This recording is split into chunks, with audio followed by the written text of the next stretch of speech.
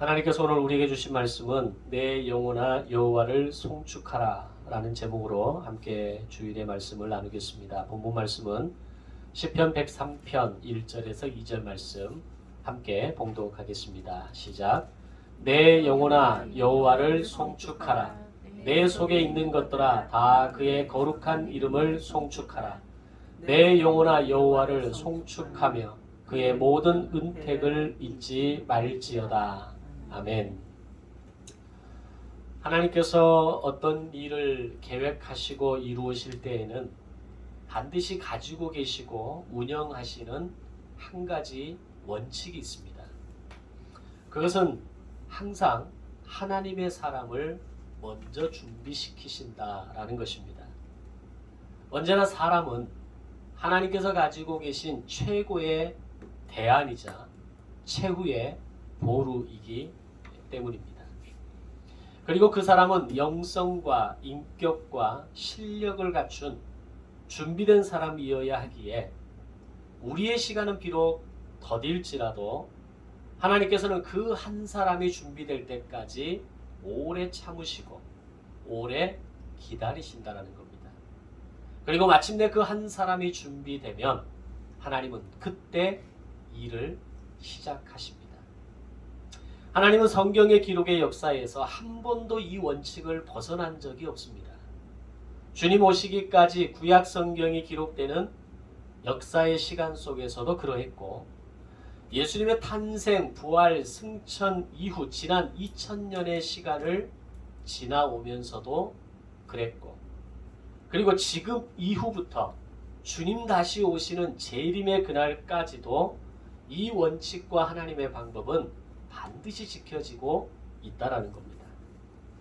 바로 그 모든 시대와 시간 속에서 하나님은 준비된 한 사람을 통해서 하나님의 뜻과 계획을 이루어 가시는 신실한 하나님이시다라고 하는 것입니다. 바로 그 사람이 하나님의 사람 그리고 그리스도인이라는 이름이 붙여진 사람이고 그 그리스도인이 모인 생명 공동체인 교회는 비록 겉으로 볼 때는 초라하게 보이고 연약하게 보이고 왜 그렇게 어렵고 힘든 상처를 가진 사람들이 많은지 모르겠지만 어쨌든 그런 교회를 통해서 하나님은 당신의 일을 이루어 가시는 대안으로 그리고 당신의 그 구속사를 이루어 가시는 최후의 보루로 사용하신다라고 하는 겁니다.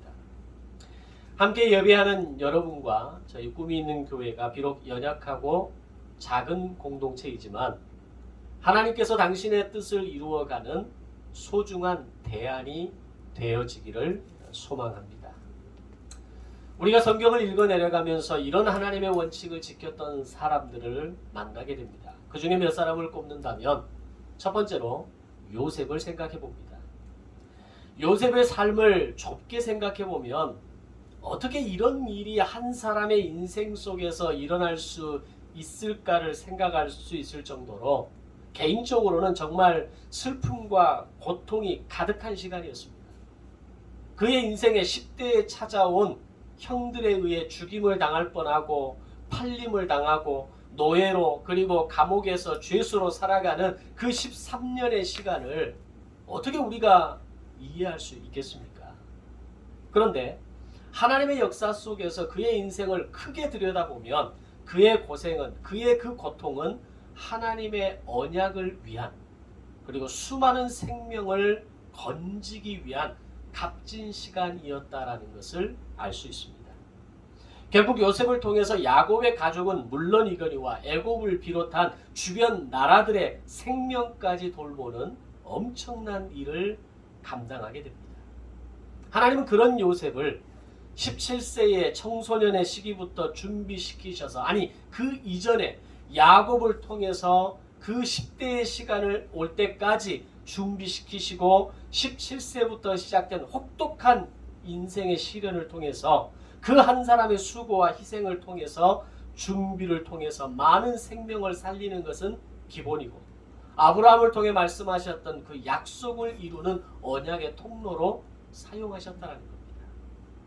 두 번째로 모세를 생각해 볼 수 있습니다. 하나님의 종 모세는 애굽 왕의 폭정에 고통당하는 하나님의 백성들을 400년 만에 출애굽시키셔서 약속의 땅으로 인도하는 지도자로 쓰임받게 됩니다.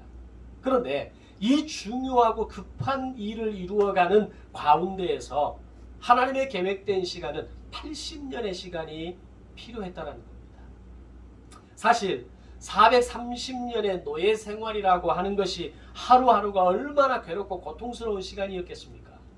만약에 모세가 아닌 바로 그 순간에 하나님께서 뭔가를 결정하셨을 때 이스라엘 백성들을 출애굽시키셨다면 350년 만에 노예 생활을 끝낼 수 있는 겁니다.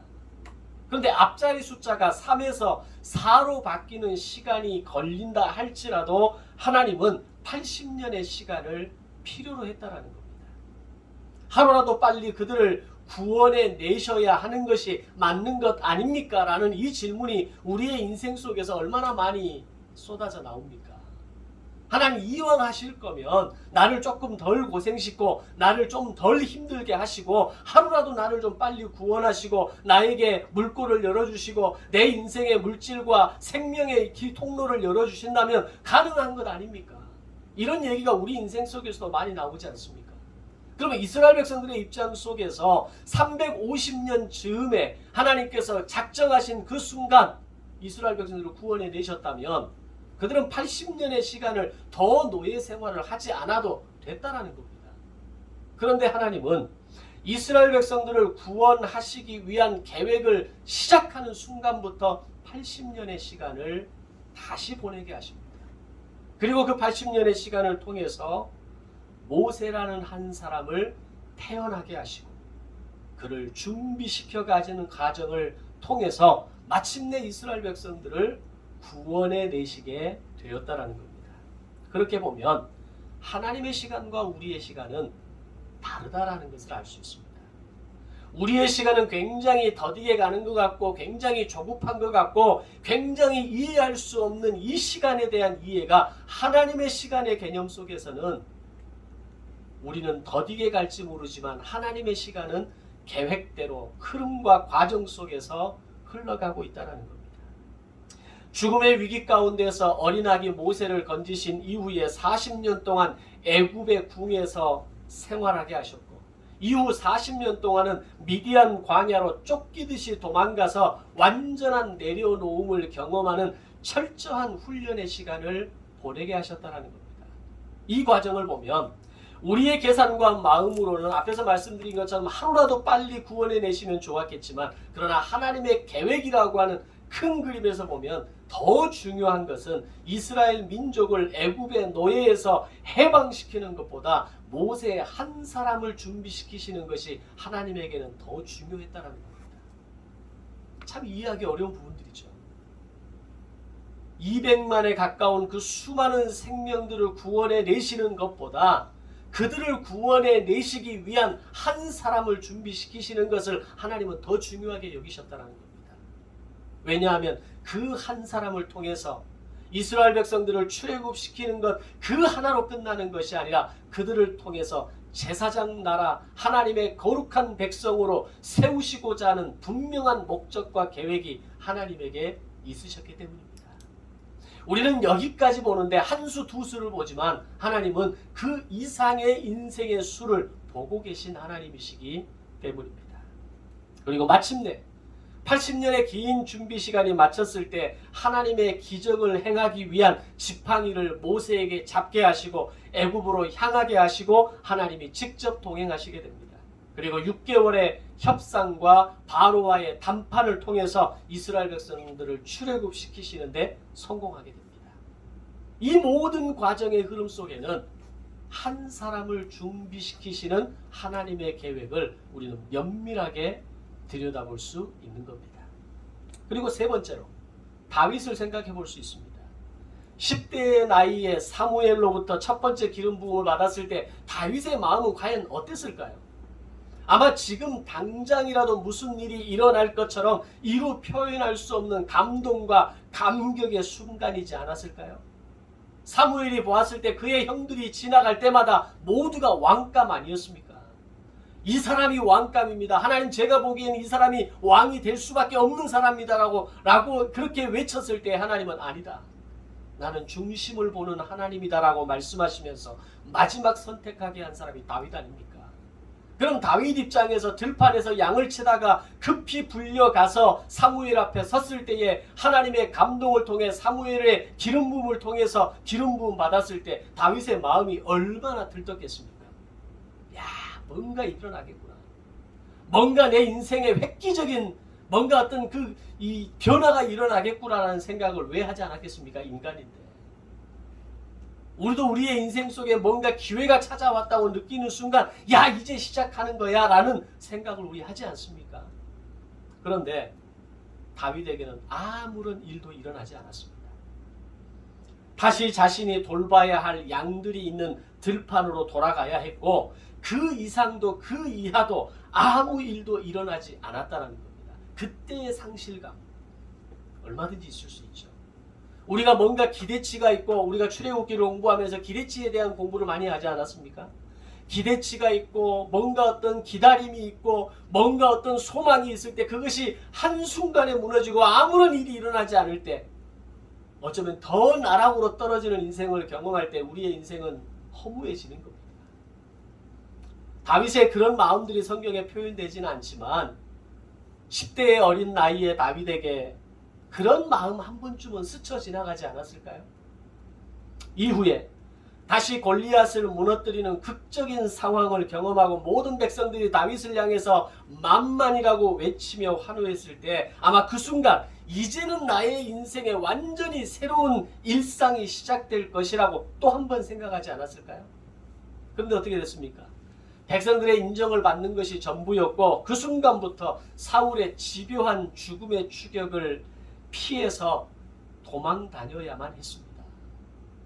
그렇게 도망 다닐 때마다 처참하고 처절하고 비참한 자신의 인생을 보면서 시편을 통해 소망을 이야기하고 하나님의 구원과 역사를 기대하며 나아가지만, 그러나 그 마음은 무너질 대로 무너져서 완전히 하나님 앞에 내려놓을 수밖에 없는 자기 부인의 삶을 경험하게 됩니다.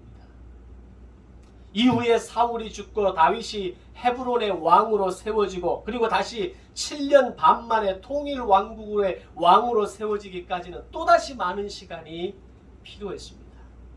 그러나 이 모든 시간을 통해서 하나님이 가지고 계신 계획은 다윗이 하나님의 사람으로, 하나님이 세우시고자 하는 제사장 나라를 맡을 수 있는 지도자로 준비시키시는데 포인트가 있었다는 겁니다.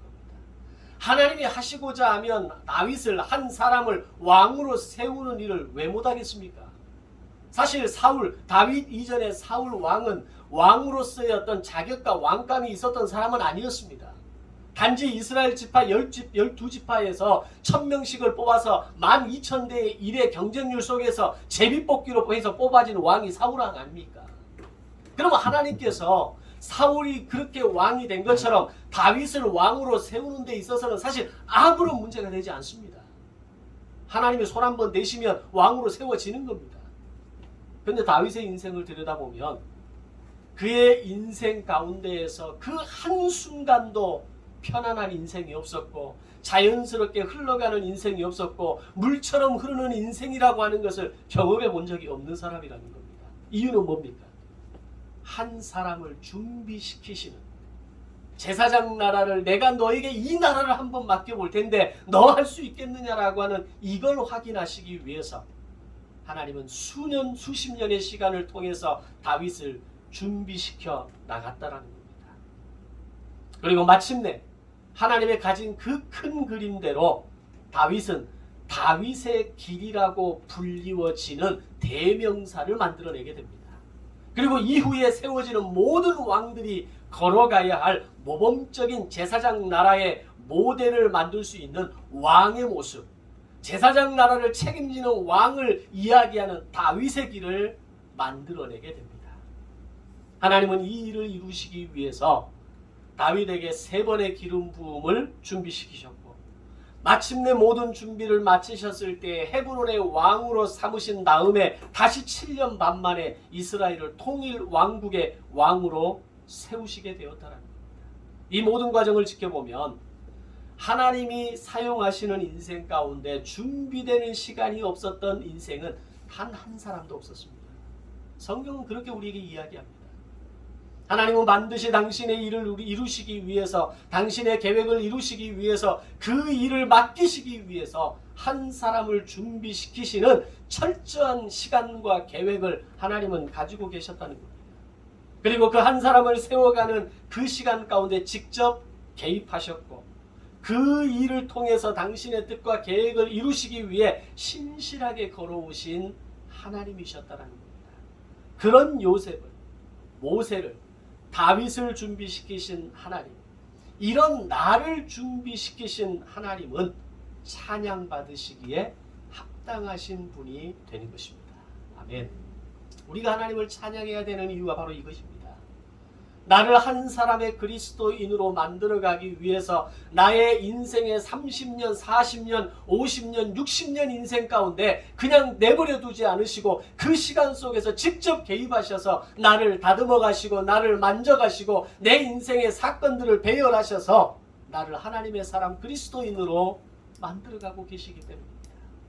그런 나의 인생을 볼 수 있는 눈이 생기는 순간 하나님을 찬양할 수밖에 없는 겁니다. 그렇게 준비된 다윗이 오늘 본문을 시작하면서 가장 먼저 선포하는 내용이 내 영혼아 여호와를 송축하라 라는 명령이었습니다. 내 영혼아 여호와를 송축하라. 내 속에 있는 것들아 다 그의 거룩한 이름을 송축하라. 내 영혼아 여호와를 송축하라. 그의 모든 은택을 잊지 말지어다 라는 명령을 하고 있다는 겁니다. 근데 좀 이상합니다. 어느 누구도 아닌 바로 자기 자신에게 내리는 명령이라는 겁니다. 자, 상식적으로 보면 명령이라고 하는 것은 힘과 권력을 가진 사람이 그렇지 않은 사람에게 내리는 것이 명령입니다. 명령은 타인에게 하는 것이 일반적입니다. 그런데 다윗은 통일 왕국의 왕이라는 위치와 당시 어느 나라도 이스라엘을 넘볼 수 없을 정도의 막강한 군사력과 경제력을 가진 존재임에도 불구하고 다윗이 명령을 내리는 대상은 자기의 신하들이나 타국의 왕들에게 명령을 하는 것이 아니라 바로 자기 자신에게 명령을 내리고 있다는 겁니다. 그리고 그 명령의 내용이 여호와를 송축하라, 여호와를 찬양하라 라는 명령이었습니다. 이것은 하나님께서 나의 인생에 전 인생에 개입하셔서 나를 준비시키시고 나를 마침내 통일 왕국의 왕으로 세우신 그 하나님의 주권과 그 하나님의 경영을 인정하지 않는다면 절대로 나올 수 없는 고백이라는 겁니다. 오늘 나의 인생에 하나님께서 함께 하시고 매 순간 나를 건지시고 나를 입히시고 나를 채우시는 이 하나님에 대한 고백이 없는 사람은 찬양할 수 없는 사람입니다. 우리가 찬양을 할 때, 우리가 어린아이일 때는 찬양하자고 하면 아무런 무리 없이 따라옵니다. 교회에서 함께 찬양하는 시간, 율동하는 시간 너무너무 좋아하고 행복하고 기뻐합니다. 그런데 점점 머리가 커가고 나이가 들어가고 어느 정도 청소년, 청년기의 시간을 지나면서 입술이 닫아지는 경우를 많이 보게 됩니다. 왜 그렇습니까? 오늘 나의 인생에 개입하시는 하나님의 주권과 하나님의 인생 경영을 받아들이지 않기 때문입니다. 하나님의 그 역사의 손길을 경험하는 것을 체험하지 못하기 때문에 입술을 열어 찬양한다라는 것이, 마음을 열어 찬양한다는 것이, 내 눈과 귀와 얼굴을 열어 찬양한다는 것이 뭔지 잘 모르는 겁니다. 그걸 어떻게 강제로 할 수 있겠습니까? 기다려야죠. 하나님이 그 인생 속에 개입하셔서 나의 인생의 주권자이시고 내 인생의 아버지 하나님이신 것을 고백하고 받아들일 때까지 기다려야죠. 근데 다윗은 오늘 그의 위치에서 얼마든지 명령을 내릴 수 있는 자임에도 불구하고 바로 자기 자신에게 여호와를 찬양하라, 여호와를 송축하라, 그의 모든 은택을, 은혜를 잊지 말지어다라고 선포하고 있는 것입니다. 다윗은 자신이 바로 하나님의 신하이고 왕이신 하나님 앞에 예배자로 나아가서 찬양을 드릴 때 인생이 가장 행복할 수 있다는 것을 다윗은 알았기 때문입니다. 왜냐하면 하나님을 찬양하는 것이 우리의 창조의 목적이기 때문입니다. 하나님이 나를 만드신 이유, 하나님이 나의 인생을 이 땅에 태어나게 하신 이유, 나의 인생을 이 땅에 배열하신 이유는 나를 통해 영광 받으시고 나를 통해 찬양 받으시기를 원하시는 그 목적을 가지고 있다는 것을 다윗은 알았기 때문이라는 겁니다. 어떻게 시편 150편의 절반을 다윗이 지어내고 그것을 성경 안에서 담아낼 수 있었겠습니까? 이보다 훨씬 많은 찬양의 고백들이, 다윗의 고백들이 있었을 겁니다. 그러나 그곳에서 정제되고 또 다 간추려지고 추려져서 시편의 절반을 차지하고 있는 다윗의 시편은 하나님은 나의 하나님이시고 나의 주인이시고 내 인생의 찬양을 받으시기에 합당한 분이시라는 고백이 있지 않고서는 절대로 만들어질 수 없는 내용이라는 겁니다. 오늘 우리가 자신을 향해서 여호와를 찬양하라, 여호와를 기뻐하라, 여호와께 감사하라고 외치고 선포할 수만 있다면 오늘 우리는 인생의 가장 복되고 건강한 믿음의 길을 찾고 경험하게 될 것입니다. 오늘 우리 자신을 향해서 여호와를 찬양하라, 여호와를 기뻐하라, 여호와께 감사하라는 고백이 오늘 나 자신을 향해서 선포되어지고 명령되어지고 그렇게 살아내어지시기를 주님의 이름으로 축원합니다. 내 자녀에게 찬양하라고 이야기하는 게 중요한 게 아닙니다. 너는 왜 찬양하지 않냐? 너는 왜 입을 다물고 있냐? 너는 왜 감사하지 않냐? 너는 왜 은혜로 살지 않냐? 그것은 누군가에게 내리는 명령이 아니라 바로 나 자신에게 내리는 명령이어야 하는 것입니다. 그리고 어느 날 내 자녀가 하나님을 만나고 그의 인생 속에서 하나님을 체험하고 하나님의 은혜를 경험하게 될 때 어느 날 감사하고 어느 날 은혜로 살아가고 어느 날 찬양하는 자녀의 모습을 보게 될 것입니다. 부모는 기다리는 겁니다. 기도하며 그 마음을 기다리고 그 마음을 만져주고 그런 시간이 내 자녀에게 다가올 수 있기를 더 간절하게 하나님 앞에 무릎 꿇고 나아가는 겁니다. 중요한 것은 내 자신에게 이런 명령을 내릴 수 있느냐라는 겁니다. 내 자신을 향해서 이렇게 강력한 선포를 할 수 있느냐라는 겁니다. 그것은 하나님을 아는 자만이 할 수 있는 것입니다. 하나님을 아는 사람만이, 하나님을 아는 그리스도인만이 여호와를 찬양하라, 여호와께 감사하라, 여호와의 은택을 잊지 말지어다 라고 선포할 수 있는 것입니다. 아멘. 다윗은 하나님이 어떤 분이신지 알았기에 이어지는 13절, 16절에서는 이렇게 이야기합니다. 하나님은 자기를 경외하는 이를 불쌍히 여기시는 분이시며 인생의 체질을 아시는 분이시고 인생의 근본을 기억하시는 분이신 것을 고백합니다. 다윗은 자신이 어떤 존재인가를 너무 잘 알았습니다. 인간은 먼지와도 같고 들의 꽃과도 같아서 바람이 지나가면 쉽게 없어질 연약한 체질이지만 그럼에도 불구하고 나는 나의 주 대신 하나님의 언약 안에 인생 사는 인생인 것을 다윗은 알았던 겁니다. 우리가 하나님을 간절히 찾고 하나님 앞에 엎드리고 하늘을 바라보고 하늘에 하나님의 은혜를 구할 때가 언제입니까? 잘 나갈 때입니까? 인생이 정말 잘 나갈 때 우리가 그렇게 됩니까? 아니죠. 내 인생이 들의 꽃과 같고 날리는 먼지와도 같고 바람이 지나가면 없어질 그 연약한 인생이라는 것을 깨닫게 될 때 우리는 하나님 앞에 무릎 꿇을 수밖에 없는 겁니다. 하나님이 왜 나의 인생을 이렇게 먼지 같게 들의 꽃 같게 또는 쉽게 없어질 연약한 체질로 나를 만드셨을까를 느끼는 순간 우리는 알아야 됩니다. 바로 그 순간 하나님 앞에 나아가야 하는 시간이라는 것을, 바로 그 시간이 하나님과 더욱더 가까워져야 하는 시간이라는 것을 우리는 알아야 합니다. 그걸 깨닫게 하시기 위해서 하나님은 다윗을 그 인생의 수많은 풍파와 고통과 처절함 속으로 몰아가셨던 겁니다. 그것을 온전히 깨달은 다윗은 마침내 하나님을 찬양하고 하나님께 감사하며 하나님의 영광을 높이는 것이 나의 인생의 가장 복된 길이라는 것을 다윗은 깨닫게 된 것입니다. 하나님이 어떤 분이신지를 알지 못하면 하나님에 대한 참 지식을 갖추지 못한 사람이라면 절대로 이런 고백은 나올 수가 없는 것입니다.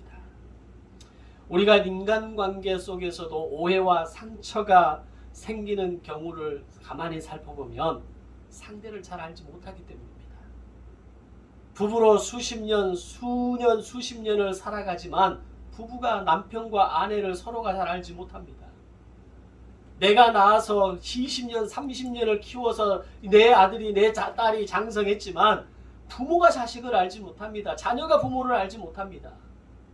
그러면 오해와 상처가 만들어질 수밖에 없는 겁니다.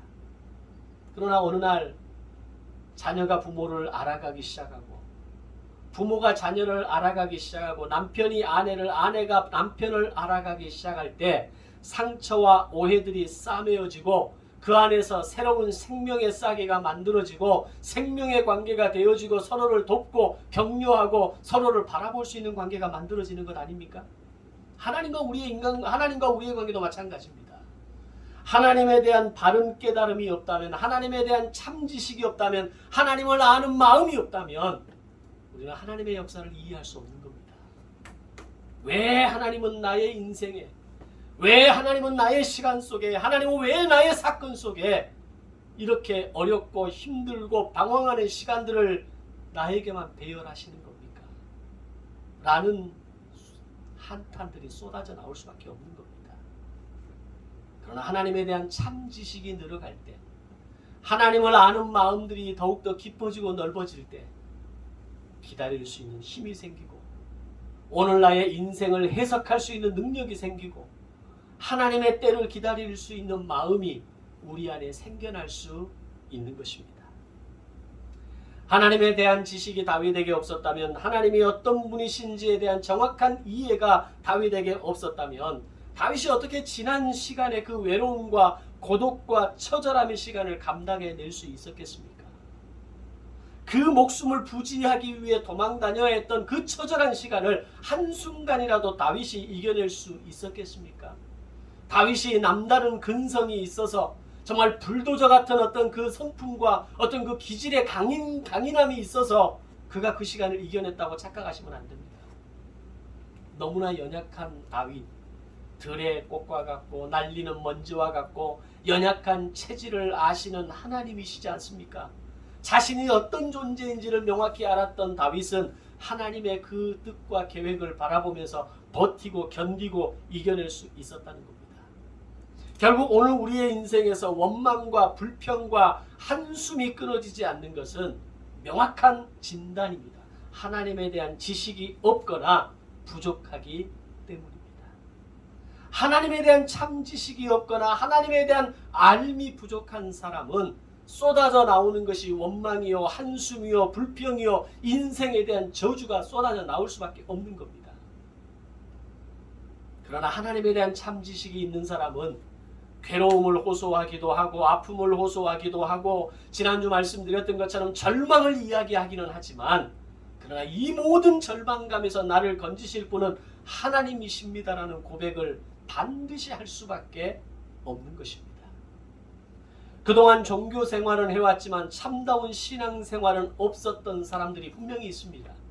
믿음으로 살았다고 생각했지만 사실은 하나님에 대한 충분한 지식과 공부 없이 내 경험과 기준과 성공에 대한 그 경험, 그리고 그 느낌과 그 생각만으로 살아왔던 것이 나의 신앙의 실체일 수 있다는 것을 우리는 알아야 합니다. 그럼 어떻게 합니까?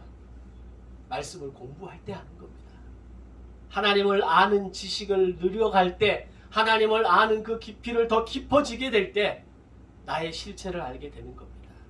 그러나 요셉은 아버지 야곱을 통해 배운 하나님의 말씀으로, 모세는 어린 시절을 바로의 궁정에서 함께했던 유모이자 어머니의 가르침으로, 다윗은 이세의 패밀리 스쿨을 통한 모세오경의 가르침으로 하나님에 대한 참 지식을 가질 수 있었던 겁니다. 그들에게 닥친 그 어렵고 힘들고 모진 시간을 그들은 견뎌낼 수 있었던 겁니다. 사실 요셉의 인생을 보면 17세 이후에 그가 하나님을 아는 지식을 늘려가고 하나님을 아는 말씀에 대한 깊이를 늘려가는 기회가 있었다라고 볼 수 있는 시간이 거의 없습니다. 노예의 삶을 살면서 죄수의 시간으로 보내면서 무슨 공부를 했겠습니까? 그렇다면 17세 이후에 애굽의 총리가 되기까지에 나오는 요셉의 일생에서의 하나님에 대한 신앙 고백, 하나님이 나를 보고 계시고 하나님이 나의 인생을 형통하게 하셨다라는 이런 고백이 뿌리가 어디 있겠습니까? 17세가 되기 전까지 부모를 통해 배웠던 하나님의 말씀, 야곱을 통해 배웠던 하나님의 그 인생 경영을 요셉은 지켜보았던 겁니다. 그런 배움과 가르침이 오늘 우리 안에 지식으로, 하나님에 대한 깨달음으로, 하나님에 대한 알므로 늘어가게 될 때 우리의 인생의 시련과 어려움을 이겨나갈 수 있는 힘이 생기게 되는 것입니다. 그렇다면 오늘 우리도 하나님에 대한 참 지식을 더욱더 넓혀가고 그것이 내 삶에서 깨달아지고 적용되어져 나갈 수만 있다면 우리에게 닥친, 그리고 앞으로 다가올 힘들고 어려운 시간도 감당해낼 수 있지 않겠습니까? 키는 하나님을 아는 지식입니다. 하나님을 아는 깨달음입니다.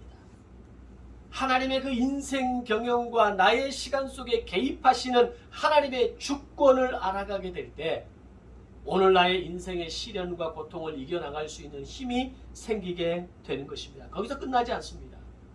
내 영혼아 여호와를 찬양하라. 여호와의 모든 은택을 잊지 말지어다. 여호와를 송축하라 라는 명령을 어느 누구도 아닌 자기 자신에게 내릴 수 있는 것입니다. 결국 하나님에 대한 알미 인생의 승리를 좌우한다라는 것입니다. 그래서 하나님을 제대로 알아가는 시간을 갖는다라는 것은 우리의 신앙생활을 이루어가는 데 있어서 매우 중요한 시간과 과정이라는 것을 알아야 합니다. 기회가 주어질 때마다 하나님의 말씀을 통독하고, 기회가 주어질 때마다 하나님의 말씀을 깨달아가는 시간을 더욱더 넓혀가고, 내가 올 한 해 하나님의 말씀을, 하나님에 대한 지식을 1%를 늘려가는 것이 나의 인생의 이 땅의 삶을 살아가는 동안의 소중한 인생의 목표가 되시기를 주님의 이름으로 축복합니다. 세상에 대한 지식, 세상에 대한 라이센스, 세상에 대한 스펙을 하나 더 늘려가는 것에 대한 욕심은 우리 인간의, 현대인을 살아가는 인간에게 많이 있습니다. 그러나 하나님을 아는 지식을 1%를 늘려가겠다라고 하는 소망을 가진 그리스도인은 많이 만나지를 못합니다. 그러나 우리가 하나님에 대한 아는 지식이 굉장히 얕다라는 걸 아십니까?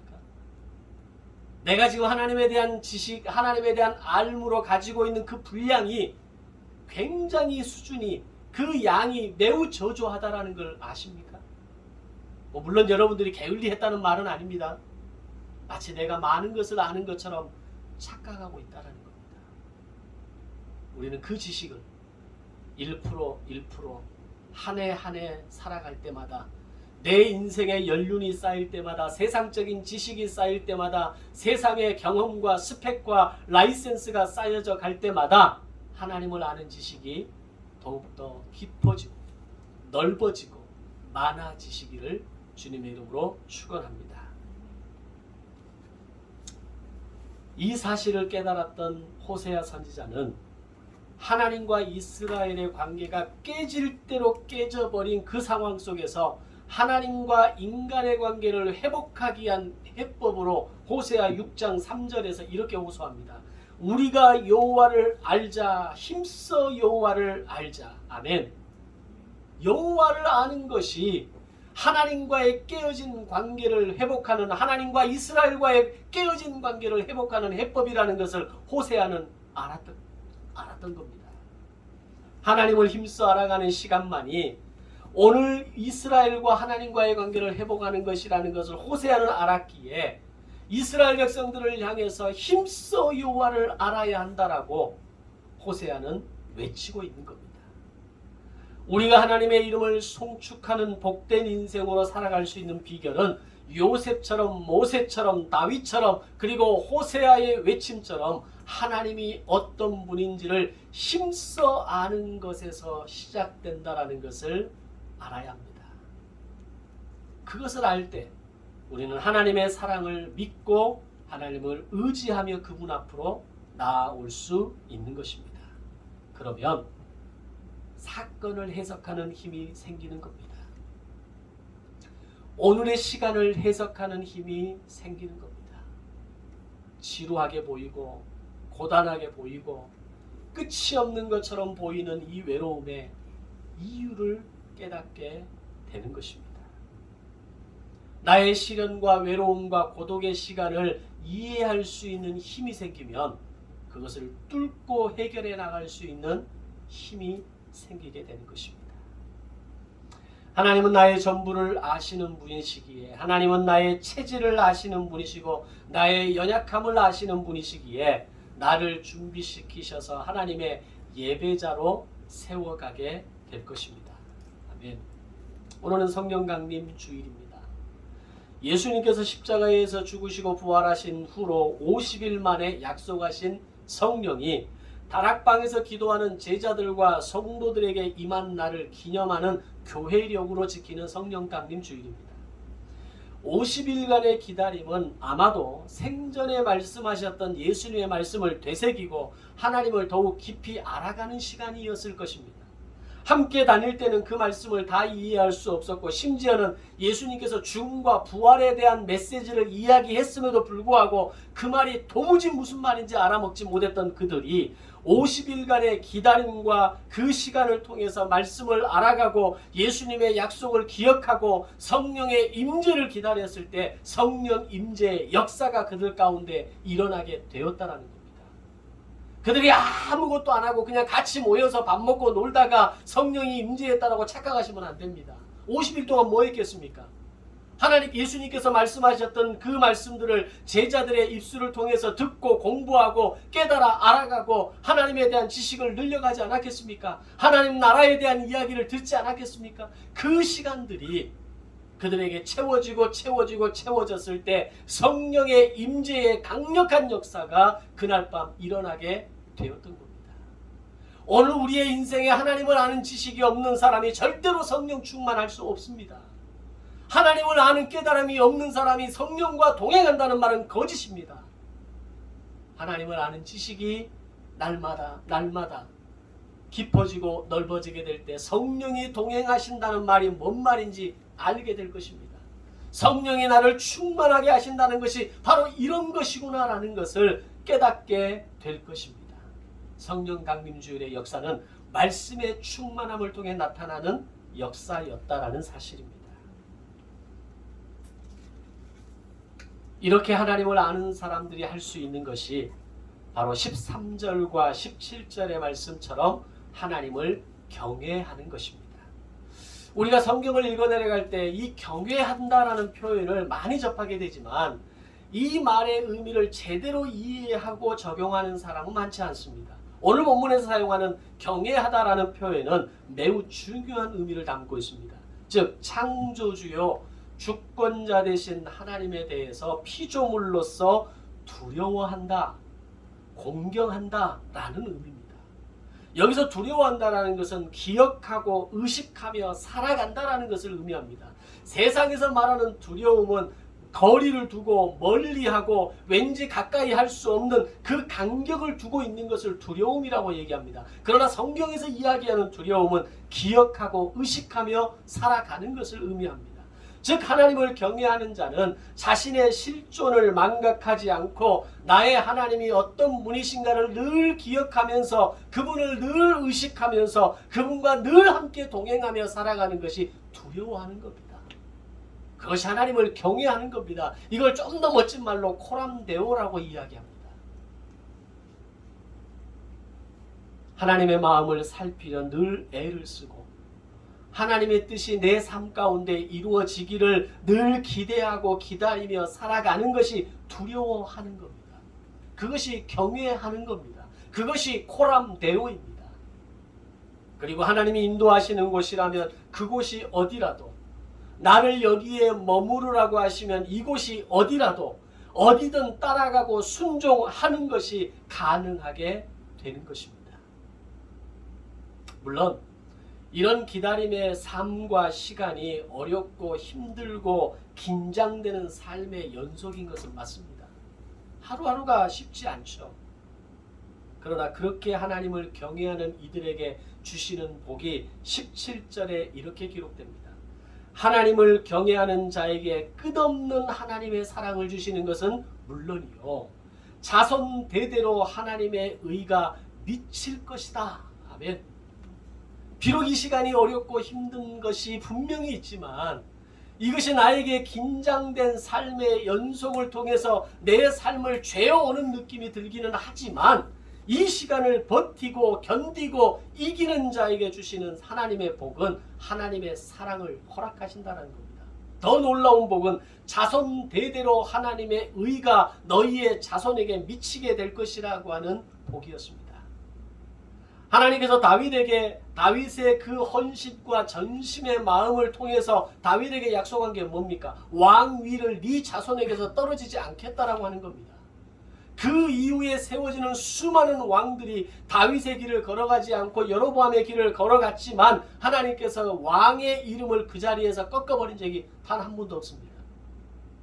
부족하고 깨지고 여로보암의 길을 걸어가는 악한 왕이었음에도 불구하고 하나님은 그들의 왕자리를 지켜주셨습니다.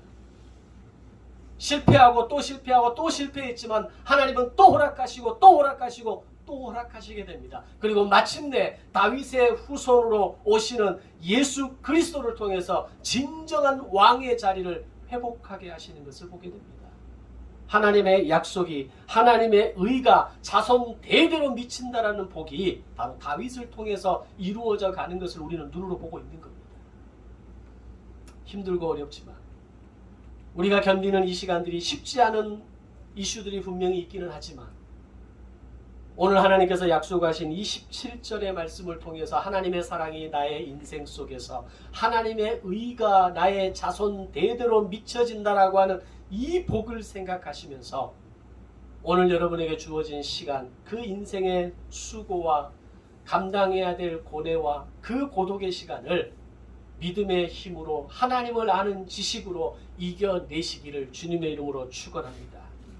사람이 스스로 피조물임을 잊지 않고 하나님이 나의 창조주임을 잊지 않을 때 하나님의 사랑을 영원히 하나님의 복을 자손 대대로 받게 된다라고 하는 이 은혜가 오늘을 살아가는 새로운 힘이 되시기를 바랍니다.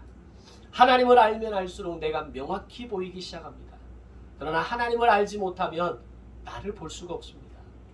인생을 살면서 거울을 보고 살아가는 사람은 많지만 자신을 들여다보고 사는 사람은 결코 많지 않습니다.